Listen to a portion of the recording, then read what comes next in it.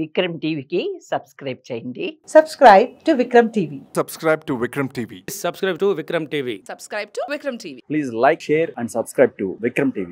కానీ ఇప్పుడు చూస్తే గనక బీఆర్ఎస్ ప్రభుత్వం బాగుంది, ఇప్పుడు రేవంత్ గారి పరిపాలన ఏదైతే ఉందో మంచిగా లేదు, వ్యతిరేకత వచ్చింది జనాల్లో కానీ అంటున్నారు. ఇప్పుడు కాంగ్రెస్ ప్రభుత్వం మంచిగా లేదు, మంచిగా చూస్తలేదని చెప్తున్నారు. అంటే ఇది మీడియా పరంగా లేకుంటే యాజ్ ఎ గ్రామస్తుడిగా మీరు ఒక ఉప సర్పంచ్ గా మీరేం చెప్తారు కాంగ్రెస్ పార్టీ గురించి? కాంగ్రెస్ పార్టీ నుంచి తీసుకున్నట్టండి, ఇప్పుడు బీఆర్ఎస్ పరిపాలన 10 ఏళ్ళు జగచ్చారు. ఎవరైనా కానీ అబ్బో ఆడు అన్నం పెట్టిండ్రా, వీడు బిర్యానీ పెట్టిండు, ఇందే మంచిగా ఉంది, కానీ బిర్యానీ తింటే రోగం వస్తా అని చెప్పేసి మీకు తెలియదు. ఆయన తెల్లన్నం పెట్టిండు, ఆడే మంచిగా ఉంది, రొట్టె పెడుతుండే రొట్టె ఉంటే మా ఆయన మంచిగా ఉండే, ఇటు బిర్యానీ పెడుతుండే అంటే బిర్యానీ మంచిగా ఉందని తిన్నామనుకో, అందులో ఆయిల్ కలుస్తుంది, కథ కలుస్తుంది, కరకన కలుస్తుంది, అది తింటే దవాఖాన కోతో వస్తాం. అట్లా ఇలా కాంగ్రెస్ పార్టీ అయితే నిర్ణయాలు తీసుకుంటుందో, రేపు పొద్దుగాల కాంగ్రెస్ పార్టీ ఒకవేళ అయిపోయిన తర్వాత కూడా అయ్యో కాంగ్రెస్ పార్టీ మంచిగా ఉండే అనే రోజులు ఖచ్చితంగా వస్తాయి. అంటే ఇప్పుడు ఈ స్టార్టింగ్ లో ఎందుకు ఈ వ్యతిరేకత వచ్చింది? స్టార్టింగ్ లో వ్యతిరేకత అంటే ఒకటి తీసుకున్నట్టయితే ఇప్పుడు ప్రజలకు సరైన ఈ బీఆర్ఎస్ ఏవైతే ఉందో ఈ భారీగా అంటే ఏదైతే ఇప్పుడు కాంగ్రెస్ పార్టీ ఒక హైడ్రాని తీసుకొచ్చిందండి, ఈ హైడ్రా వల్ల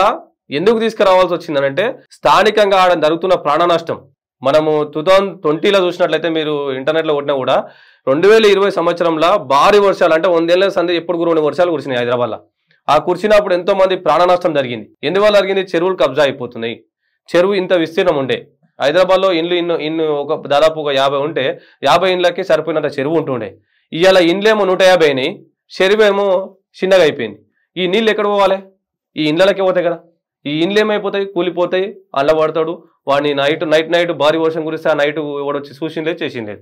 అట్లా ప్రాణ నష్టం జరిగింది, కళ్ళతో చూసిన రేవంత్ రెడ్డి గారు. ఇవాళ హైడ్రాన్ తీసుకొచ్చి ఇవాళ వాళ్ళు బాధపడవచ్చు, వీళ్ళు దుమ్మెచ్చి పోయొచ్చు, ఈ దుష్ప్రచారం చేయొచ్చు కాంగ్రెస్ పైన, కానీ రేపు ఖచ్చితంగా రేపు పక్కన అయితే కూలగొడిపోయి వేరే దగ్గర అయితే కట్టుకుంటారో వాళ్ళకి 100% భవిష్యత్తు ఫ్యూచర్ ఇది. ఇవాళ ఆయన చేయడం వల్ల ఆయనకు వచ్చింది లేదు. రేవంత్ రెడ్డి గారు తీసుకొని కబ్జా చేసుకొని ఇల్లు కట్టట్లేదు, రేవంత్ రెడ్డి గారు వాళ్ళ కుటుంబంకి ఇవ్వట్లేదు, వాళ్ళ కుటుంబం పాలన చేయట్లేదు. 7 మంది అన్నదమ్ముల్లో ఆయన ఒక్కడే సీఎం అయ్యిండు. వాళ్ళ ఇంట్లోకి ఎవరికైనా పదవులు ఇచ్చిండా? బీఆర్ఎస్ ప్రభుత్వం లెక్కల నువ్వు బిడ్డకి ఇచ్చుకుంటువి, అల్లుకి ఇచ్చుకుంటువి, మామకి ఇచ్చుకుంటువి, మన్మనికి ఇచ్చుకుంటువి. అట్లయితే చేసలేరు కదా. ప్రజాపాలన కాబట్టి ప్రజల లోపల నడుస్తుంది. ప్రజలు ఏదైతే నష్టపోతున్నారో దాన్ని కష్టంగా గుర్తించిన వారు రేవంత్ రెడ్డి. రేపు జరగబోయే రోజులలో కూడా వీళ్ళకి అసలు భూస్థాపితం అయిపోతారు బీఆర్ఎస్ వాళ్ళు. వీళ్ళు ఎన్ని కుట్రలు చేసినా ఆయన పైన ఏమీ చేయలేరండి. రేపు ప్రజలు కూడా 100% స్వాగతిస్తారు. ఇవాళ మనము మన మూసీ నది ప్రక్షాళన అని చెప్పేసి వచ్చింది కదా. స్టార్టింగ్ లో లేదు మేము వెళ్ళిపోం ఇక్కడ నుంచి అన్నారు.